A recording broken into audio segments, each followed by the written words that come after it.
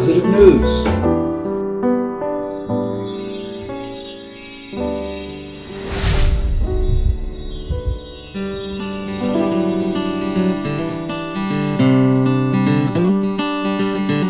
Today's program will focus on the importance of creating quality education throughout the world.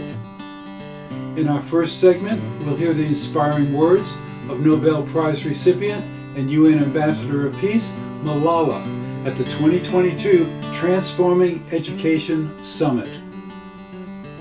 Then we'll learn about the importance of education in achieving the UN Sustainable Development Goals. And we'll see a promotion for the recent International Peace Education Day conference with social media links to the prominent educational speakers from around the world. After that, we'll experience the impact the Prem Rawat Foundation's Peace Education Program is having on people worldwide. Finally, we'll hear the powerful music video We the Living by Dale LeDuc, expressing the tragedy of lives lost through violence when communities are not at peace. And now it's my great honor and pleasure to welcome to the stage Nobel Peace Prize laureate and UN Messenger of Peace, Malala Yousafzai.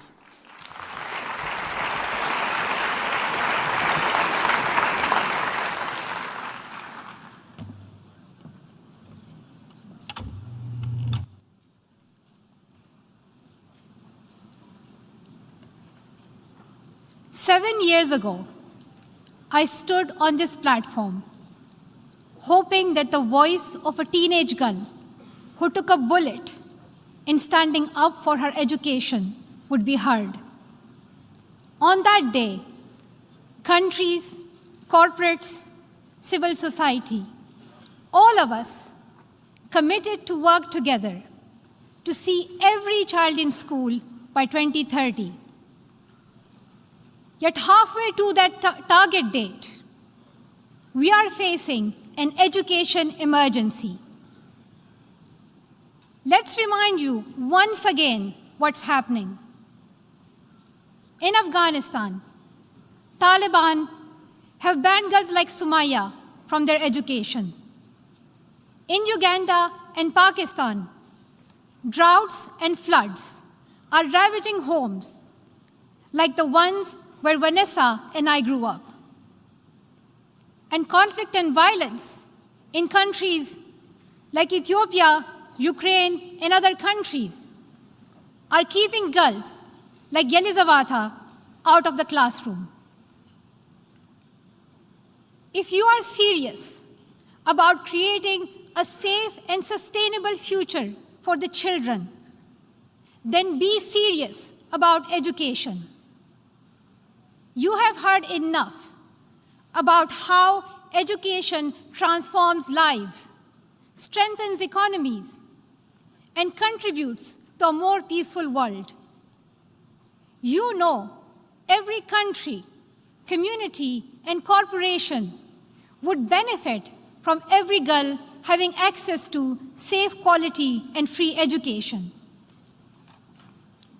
And if you are still in doubt about the impact of education, go ask a girl. She will tell you what education means to her. Most of you know what exactly needs to be done. You must not make small, stingy, and short-term pledges, but commit to uphold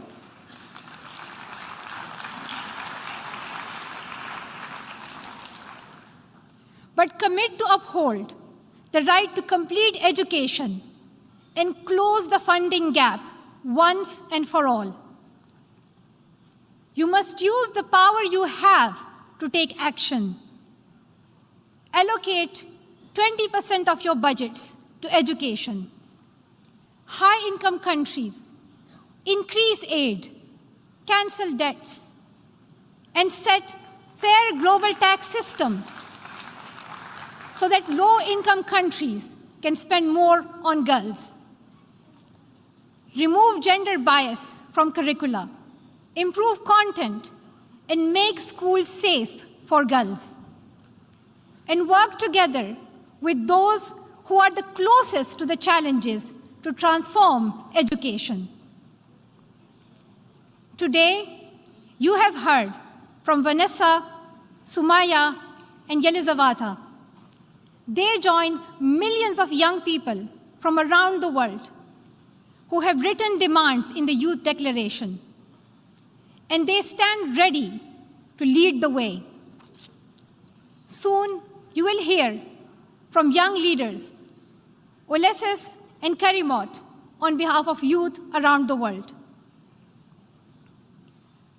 I hope in another 7 years, we will speak to you again. But instead of urging you to help us, we will be cheering and celebrating the progress you have made for girls. When you leave this room today, please ask yourselves, how many more generations are you willing to sacrifice? How long will you make girls wait for what you have promised? How many more times do we have to stand on this stage to be heard?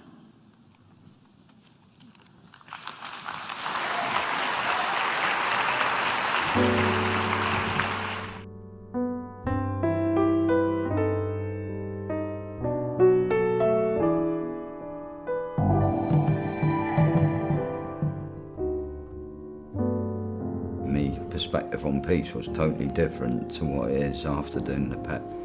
Perpetrators of violence have got very, very low self-esteem and they don't have a feeling of self-worth. That programme, the Peace Education Programme, fills that gap.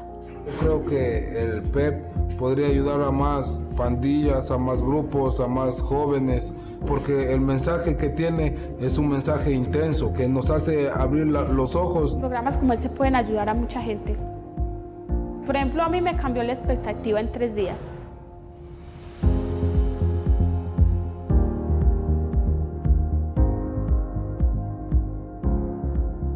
The Prem Rawat Foundation's Peace Education Programme is a collection of 10 workshops based on excerpts from Prem Rawat's international talks. Peace Education Program tries to only achieve one simple thing, is to put you in touch with yourself. Each session covers one of 10 different themes: peace, appreciation, inner strength, self-awareness, clarity, understanding, dignity, choice, hope, and contentment. The Peace Education Programme has been offered in 84 countries, in 395 facilities, in 36 languages.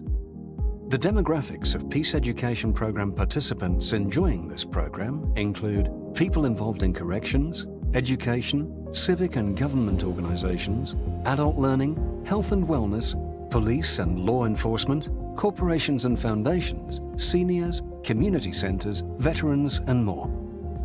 The men start to believe in themselves. They start to remember that they're human beings.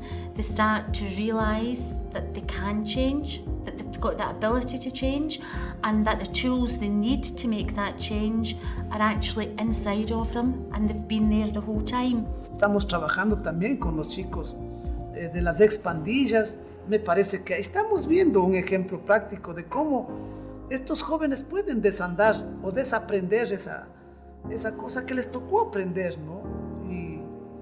Y están en el camino de ir buscando su dignidad, ¿no? Yo creo que esa es la aspiración, o sea, mostrar la dignidad a las personas. As a veteran, we have a saying, prior preparation prevents piss poor performance.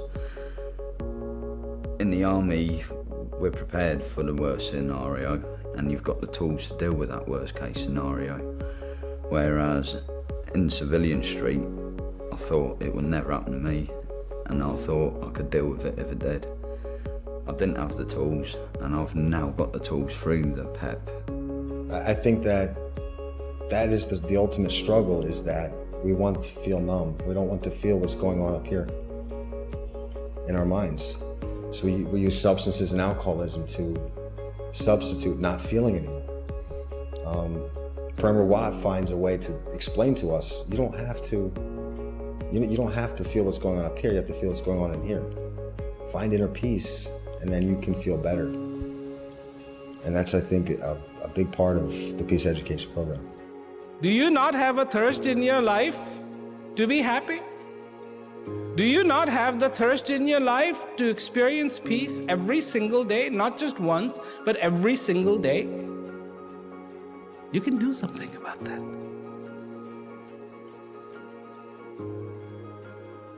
This is where I differ from everybody.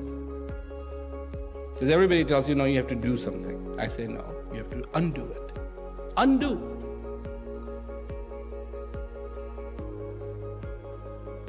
Listen. Not to me, but listen to your heart.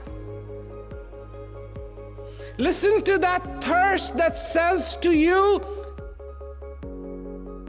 be fulfilled. Es maravilloso realmente contar con el programa en Secretaría de Educación y en todo el Departamento del Atlántico. Este proyecto ha significado para ellos un cambio de actitud, de comportamiento. Based on all the 10 workshops that I've attended, I'm really blessed because I think what he's trying to say is something that we all know, but it's not something that we are always mindful of. But Prem Rawat actually encourages us, all of us, to see something that is within us, to see the gifts that we have, and to acknowledge everything that is within us. மனசில் உள்ள குழப்பங்கள் தூக்கி எறியப்பட்டு நாங்கள் ஒரு நிதானமான ஒரு அமைதியான ஒரு வாழ்க்கையை பின்பற்றலாம் என்ற நம்பிக்கை எனக்கு இருக்கு உங்களோட course பார்த்தால. Nosotros nos volvimos conflictólogos. Somos muy buenos para hablar de la guerra y sabemos mucho de la guerra y digamos que la guerra ha ocupado una gran parte de la historia de nuestras vidas. Entonces, hablando de guerra nos movemos como pez en el agua, pero hablando de paz, no. Eso a nosotros no nos cae muy bien en la cabeza. Entonces llega Educación para la Paz y es uno de los espacios que hemos venido reclamando. Del curso de Educación para la Paz creo que aprendí muchísimo. Uno viene con otra visión y cuando uno empieza a conocer por medio de este programa, uno empieza a ver las cosas de otra forma, empieza a verle un sentido a la vida diferente, empieza a ver de que si es posible las cosas, de que hay posibilidad de salir adelante, de olvidar, de empezar de cero. I believe it's a program that is well needed, not only for young people, but I think for everyone. Everyone can benefit from the Peace Education Program. It works. Peace is important for all of us to survive in this world. People say, why don't you talk about world peace? I say because the world doesn't need it. It's we who need it. Each one of us.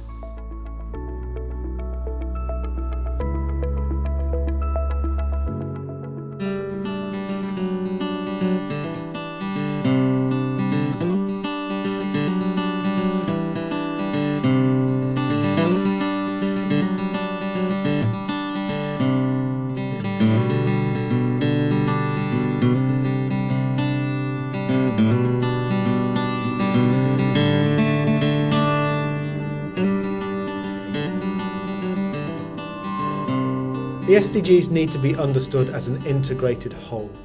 The gains of realising one can never be fully met without concerted efforts to achieve all. But clearly, education is among the most important. Many of the injustices that the SDGs target result from a lack of access to education, as well as from a failure to apply the knowledge from which many are excluded. Realising education gains are so important.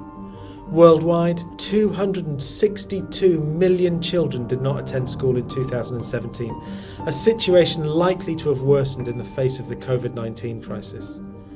In Australia, 60% of young people from low socioeconomic backgrounds do not complete high school.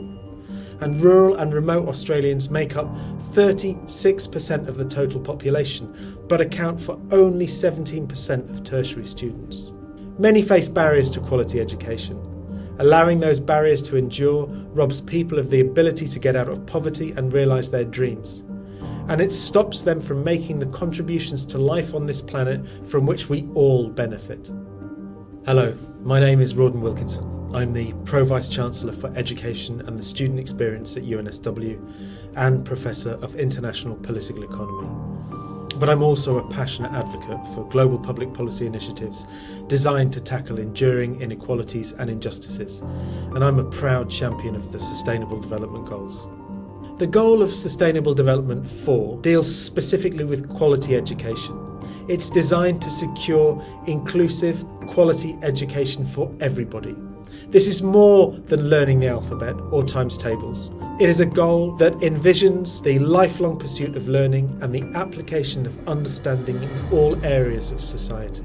The COVID-19 pandemic has highlighted the differential experiences of women and men and the role that a lack of appropriate understanding plays. During quarantine, mothers have overwhelmingly taken responsibility for the homeschooling of children, while often working full-time and taking on a higher proportion of domestic labour.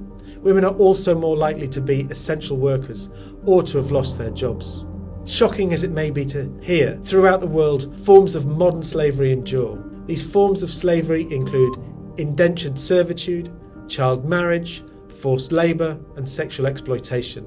It is impossible to understate the potential of education to transform gender relations and make a meaningful impact on each of these forms of modern slavery. Educating boys worldwide about gender justice can pave the way for a future where consent and equity are prioritised and where violence and domination are decoupled from ideas about masculinity. Equally, educating women and girls is a hugely powerful way to address global poverty. It can help guard against gendered exploitation and abuse by giving women and families more option in life, including around career opportunities and family planning. Other challenges abound. Racism exists at every stage of education. From their earliest years, children of colour face stereotyping, bullying, and stricter punishments for perceived misbehaviour. This is especially true for children of black and indigenous backgrounds. Students of colour are singled out with demands to provide perspectives in emotionally fraught debates on topics like Black Lives Matter. Education is also a challenging space for teachers of colour, who frequently receive biased feedback and racist insults in students' evaluations of their teaching. All these experiences are a blight on the educational experiences of many. Access to quality education is all too often determined by where you live. The underrepresentation of rural Australians in university education is not due to differences in aptitude. People living in regional Australia are just as capable and full of potential as students in metropolitan areas. However, the costs of relocating to a city to study are prohibitive for many. Students living in cities are generally more able to live with family while they study, while students who relocate need to have access to funds for rental bonds, rent payments, food and other living expenses. Equally, students from rural and regional areas are also much more likely to be female, older and caring for dependents, such as children, the elderly and the sick. The lack of opportunities for tertiary education in non-metropolitan areas, as well as in low and low-middle income countries, can have huge ramifications. If nearly 75% of students who leave do not return after their studies, the supply of professionals, particularly those with community connections, will be constrained with inevitable consequences for local populations. This in turn has adverse effects on the economic prospects of rural and regional towns and low-middle income countries alike. These are just some of the reasons why I'm championing SDG 4 at UNSW. Education transforms lives for the better. It enables socio-economic mobility, breaking cycles of violence, poverty and indignity. It is critical in reducing inequalities and improving gender equity. And it helps mitigate and adapt to the effects of climate change. I hope you will be champions with me.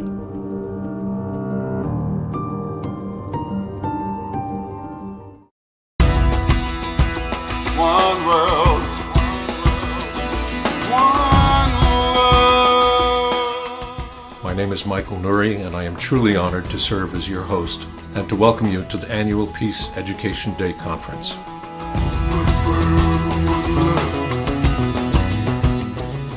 Are we ready when we're faced with conflict, violence, inequity, and injustice? And if that's how we approach peace, just making it up as we go along, what do we think the outcome will be? Look around the globe and we can see the answer.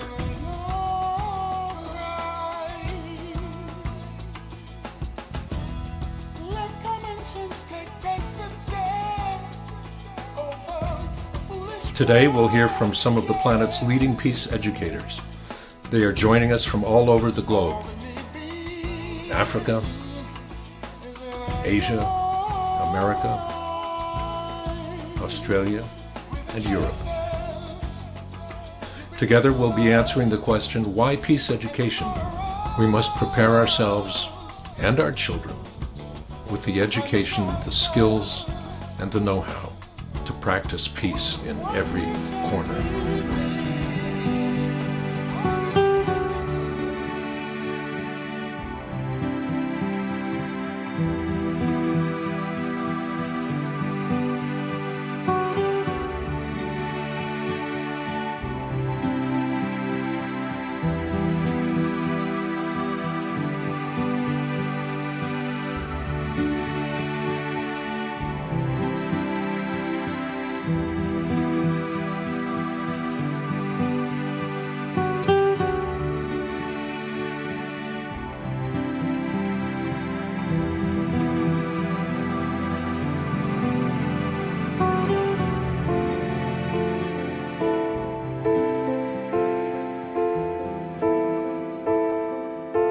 "10 years old with their whole lives ahead.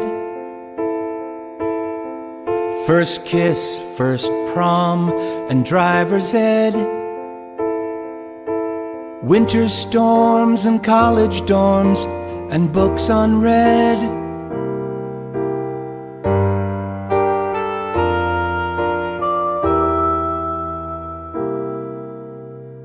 Summer camps and skiing trips and holidays. Broken hearts and auto parts and Shakespeare plays. Teachers and shopkeepers, lives lived 1,000 ways.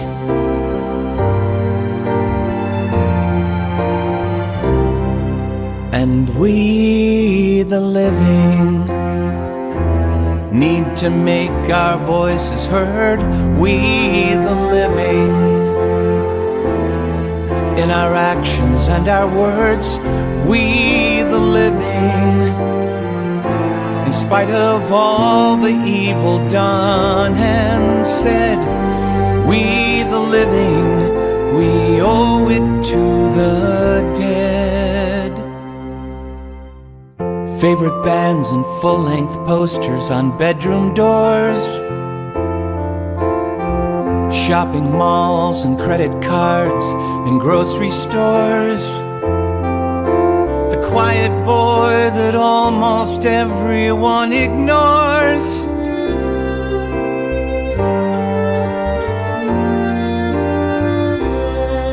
And we, the living, need to make our voices heard. We, the living, in our actions and our words. We, the living, in spite of all the evil done and said. We, the living, we owe it to the dead. And we that get to keep on living must be strong and forgiving, so one day love and understanding win the day.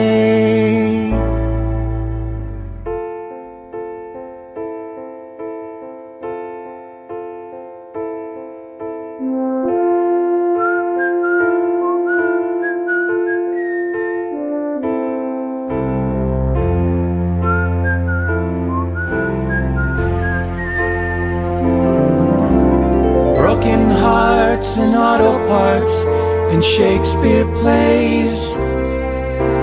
Teachers and shopkeepers, lives lived 1,000 ways. And we the living need to make our voices heard. We the living, in our actions and our words. We the living, in spite of all the evil done and said. We the living, we owe it to the dead. Oh, we the living, we the living.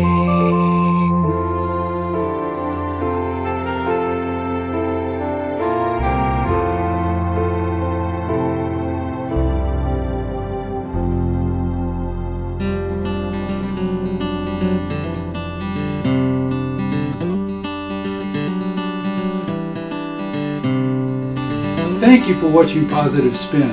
This show is made possible through the generosity of the Patty and Jack Wright Foundation and the Prem Rawat Foundation. Watch and subscribe to our previous episodes on YouTube, and please like us on Facebook. Follow us on Free Speech TV, Roku, Sling, DirecTV, Dish Network, and Apple TV. I'm Bill McCarthy. Let's start the new year by creating lots of positive news.